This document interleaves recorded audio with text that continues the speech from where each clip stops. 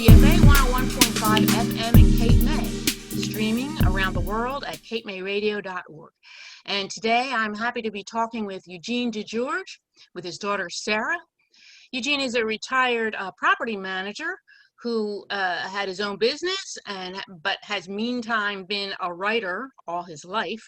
And in the last several years, he's published 2 books and a short novel, Reaching the Plateau. Do I have the right one? There we go. Reaching the Plateau, and a book of poems, Until Tomorrow. These were written in his 20s and 30s, he says, but are just being published now in his retirement years, available at Amazon.com. He's a resident of Warren County, New Jersey, a beautiful part of the Garden State on the Pennsylvania border up near the Delaware Water Gap. Hi, Eugene and Sarah. Hello, Barbara. How you doing? And but you're not really, you didn't spend your whole life in Warren County. You were telling me correct. before. Actually, I'm a city boy. I grew up in a town called Belleville, New Jersey, which is right outside of Newark. So I went to high school in Newark, and then eventually went to Montclair State College, which is now a university. So that's where I originally come from. What made you want to publish these? Oh, sorry. Yeah, what made you want to publish these books now? Well, I always wanted to be, I always fancied myself a writer, so I always wrote. And of course, anybody that writes always likes to think that someday they'll be published. But, you know, like everything else, sometimes you think you're good, but maybe you're not as good as you think you are. But anyway, I had this stuff written down. But again, I was actually running a family business. It wasn't my business. I worked with a family, with my father and my uncle. It was a property management business. So that was my main thing. And I tried to write. I did, when I was in college, I did write short stories and sent them out to magazines like, you know, the New Yorker, the Atlantic, stuff like that. But nothing ever come of it. And I just figured, well, it's never going to happen. The poetry was always there. Then in the 80s, I decided, let me try to write a little novel. And that's where Reaching the Plateau came from. And that was written around 1987. I don't think Sarah wasn't even born yet. And again, I sent that out, but again, nothing, you know, short novels aren't really money makers from unknown authors. But again, it was always there. When I was 45, which was around 1999, went in for a routine blood test, and they told me I had prostate cancer, and my levels were so high, I was immediately shipped into radiation that following summer. And they told me, well, we're going to do this, but we can't give you any guarantees. Maybe 3 to 5 years from now, we don't know. Now here it is, 2020, and I'm still alive and kicking. But the thing, it's amazing. The dream is always there. And the thing that spurred it on was 2 things that came together concurrently. One was diagnosed as I was going on. I kept saying, well, I went from stage 1 to 2, and finally I'm stage 4. I'm saying, maybe I better do something. But the thing that really kicked it in was the advent of digital publishing, you know, print on demand, which you didn't have back then. So right. Publishers aren't going to print a whole bunch of copies of something for somebody that's unknown. But now it's self-published, and yes, you do put the money up front, at least for the initial stuff, but it's a print on demand thing. So I said, let me give it a shot. And actually, I gave the Reaching a Plateau to Sarah because she's also a writer of sorts. She worked on the Warren Reporter as a journalist, which is also a newspaper that I worked on. Yeah, I was going to mention that later. Yeah, okay, yeah. Well, I got the jump on you. That's okay. It's okay. Let's talk about your novel, Reaching the Plateau.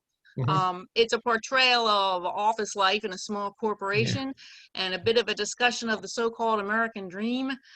Different characters have different perspectives on their work and their boredom with it, and how they might escape the work life. I'm taking you did this on purpose. In a way, I've always had an entrepreneurial spirit, which is why my family had their own business, and I always thought that would be great. I eventually ended up, but before I got into that, I worked for 10 years in various jobs, office jobs, etc. And again, the creative thought was always there. So when I was trying to think of a theme for the novel, I thought, gee, that we are Americans, we're in America, and the American dream is something we all live with, and I just thought it'd be interesting to explore that theme because all around me, when I graduated, we were right in the middle of a major recession at that time. It was in the mid-'70s. We had the oil embargo. And, all of a sudden I'm seeing all of these people and they're all sort of the same thing. They're all trying to get ahead, but there's no get ahead. And everybody's sort of like throwing in and they all want to do that, but it doesn't happen. And then I began to say, and the way the book is structured, each character is like, if you take that idea of America, each character is a different facet of that. Oh, is that your cat, by the way? Is that the noise your cat makes? Yeah. That's okay. Sensing. But anyway, that's the idea. Each character is a different facet of that whole idea. Right. So as we talk about, it's during a week of reviews, which I'm sure anybody who's worked in a company knows what the review week is like. Right. And everybody's holding what's going to happen. And then you're focused on the main character who wants to get out of that, wants to find his own business, and he's trying to figure it out. He has a business that he's going to buy, but the owner isn't sure if he wants to sell because he realizes, hey, this is why I did this, and maybe I don't want to let go. And this follows that, and all the different characters, kind of how they interrelate with one another. And it's kind of fun because I've been in that situation too. Let's see, Sarah, you live and work now in Philadelphia, and and you have worked on the Warren Reporter just like your father did years before. I understand you were a major part of getting your father's work into print. And why was it so important? So I've always, wanted to support my dad, just being his daughter, and being also a writer. I really, I appreciate his own craft and his own art. I always tell my dad, I'm like, you have a good writing sense. And I really just wanted to also give back. What I've helped my dad with is what I do in my day job. So it just made sense for me to take this on as a passion project of sorts, helping my dad, get out there and tell his story, both about himself and his books. And a little bit of it is probably that I owe him a lot because he put up with me as a teenager. So this is part of my repayment to him. Now there's a daughter for you, and I am well aware. I am very self-aware that I gave my dad a lot of the gray hairs on his head. So the least I can do is help him with this. We have an interesting relationship because. All right, that's good. Okay. Gene, do you have something picked out to read? Well, Reaching the Plateau, not necessarily to read. If I could just make a comment that. Go ahead. When you look at one thing I like about my writing, I talk about there's many levels. You can just read it and say, oh, that's interesting, but there's a lot beneath it. So like, because this is about a bunch of people and what I was just explaining, the American dream, but we're looking at it from sort of but these people are all working for this company. And if the opening scene, you talk about this town that's trying to prosper, and then and then the opening scene is the main character goes down the road. And so as you go down the road, it starts out with these lush lawns, and the further you go down, I like that part. Deteriorated, and you end up in a cul-de-sac, which is also known as a dead end. And the company, what do? They make concrete products, and one thing they make is concrete vaults. What are concrete vaults? What most people don't know is when you're buried and the casket goes down, it doesn't go in the ground, it goes into a concrete vault. So they make vaults for dead people. And that's the symbolism. And then that's where you get in. And then now we're dealing with this are we dealing with a whole bunch of people who's theoretically that's deep. It's deeper than I thought. So that's another level that it's on. So I just thought I'd throw that out. Okay. And would you like to read any poems? I had a few, and okay. With the poetry, like I said, there's the major theme that runs through it. When they asked me to write something for the book, I wrote it in the back. I wasn't really thrilled, but they asked you to write something, and I said, oh, all right, that sounds good. But I realized afterwards, if I wanted to really encapsulate what I was saying and that theme, it's basically a bunch of poems about an individual who is completely at odds with the world they live in, with the people they associate with, and more importantly, with themselves. And that's really Alienation. Like, totally alien. And I says, and who does that describe? Well, everybody on this planet. One point is, so that's why part of the reason I wrote all of this, but it's also the same as, hey, people read this and say, hey, well, I guess I'm not the only one, you know? So beyond that, there was also the idea of, hey, giving back in a sense. Here's my experience, because they are obviously, every writer based on their experience in some way. I throw in all the poetic things. There's a lot of, you know, symbolism, allegory, some allusions, sure. and, imagery. And there's also a lot of it is personification, where I give human qualities to inanimate things. So Right. the protagonist sees himself, or I shouldn't say himself, because I'm trying to get away from the him, her pronouns, so that when you read this, you don't have a sense of whether it's male, female, or anything. Mhm. You can read it. But the point is, the protagonist sees themselves as like a lifeless mist or fog in the valley or something. It's all personification, because when they look at something, they say, oh, that's me. I'm just like that. I'm down there. I can't do it. I'm drifting through life. I'm a lifeless mist, you know, just drifting around and stuff like that. And somebody really somebody who hasn't yet found his or her mission in life. Yeah, and again, because this was written back when I was in college, I'm going through a lot of teenage angst myself. Right. And then further down, like I say, married, and then I had to go through the breakup of a marriage. So there's some of that in there too. You know, the whole 9 yards. So I thought that this is really probably my favorite, and I thought one of my best ones. And again, this is personification, but I'll read it. It's called concentric, which of course means everything has the same center, means something going around in circles. So let me just read it and then I'll get into it. It says, stagnant. I travel in consistent concentric circles, oasis with no outlet. Sometimes I think of my brother, the brook, articulate and dynamic, splashing loudly over smoothly shapen rocks while wild animals come to him for refreshment. Sometimes I imagine myself like him, but I am still and silent. I change nothing, and the bleached bones of all who have come to me lie scattered along my banks. And I think that's just because it's like this person sees themselves as just a steady pool of water going around in circles. Nothing's happening. His so-called brother is splashing loudly, smoothly shaped, which is maybe they do something in their life. The comment about wild animals coming to him for refreshment is really a kind of almost a sexual symbol there, because that's what it's implying, that this person is virile and I'm just this stagnant pool, and anybody that comes to me ends up dying because I'm just this steady pool. That's what it's all about.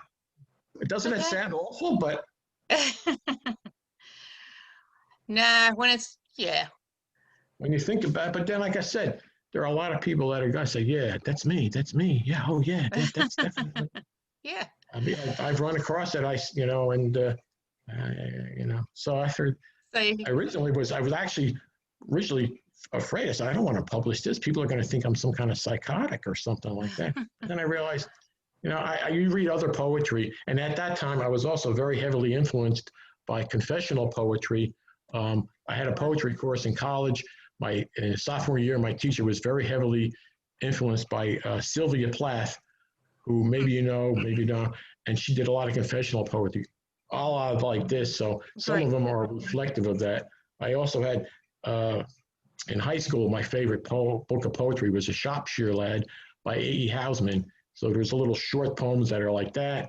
And of course, my favorite, now I call him a poet because he just got the Nobel Prize, Bob Dylan. There's some Dylan influence. In fact, the title, Until Tomorrow, comes from a line from Mr. Tambourine Man at the end where he says, let me forget about today until tomorrow. So that's where the title comes from. Just a little background. You want me to read another one? Sure. Okay, there's a number of themes here. I thought this one was interesting because it's called Statue. And people say, what's that? What are you getting there? Again, life being what it is, we always look for answers. And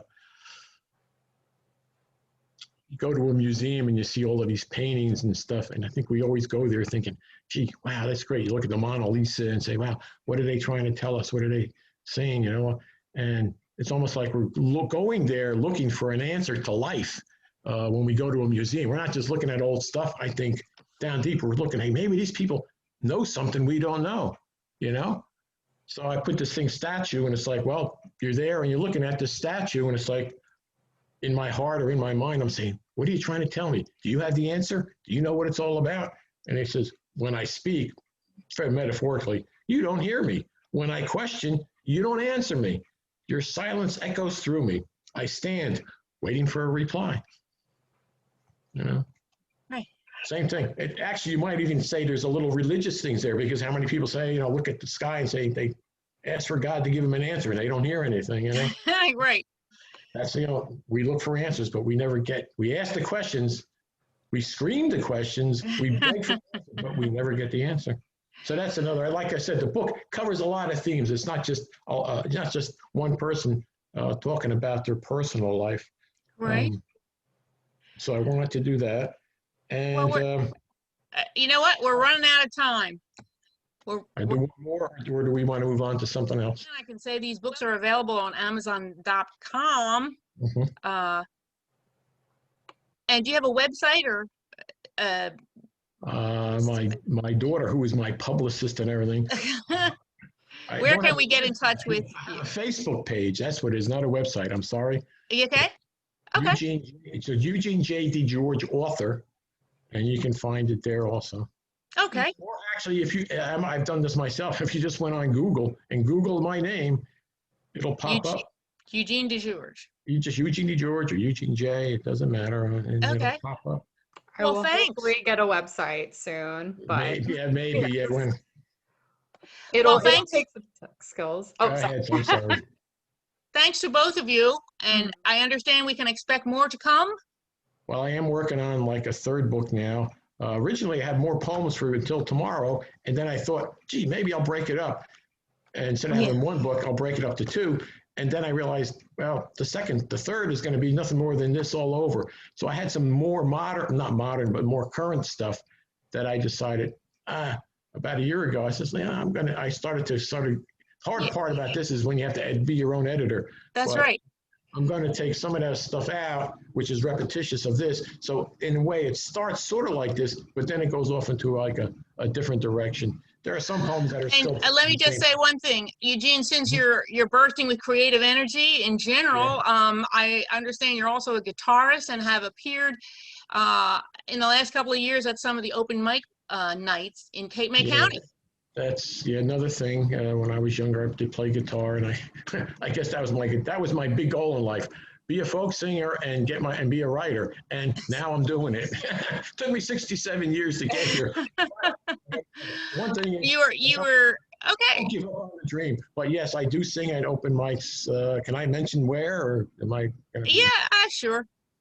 Yeah, they unfortunately, because of the COVID, all the bars are closed, but they used to have a nice open mic at the Cold Spring Brewery on Friday nights from 5 until 8, and that's where I usually would sing on Friday nights. And it's not a lot. You go on, do a 20-minute set. Sometimes I do a double, or sometimes I do a 20 and then go back on later on for another 20-minute set. And it was a lot of fun. I hope we can continue that again soon. So thanks again, Eugene and Sarah.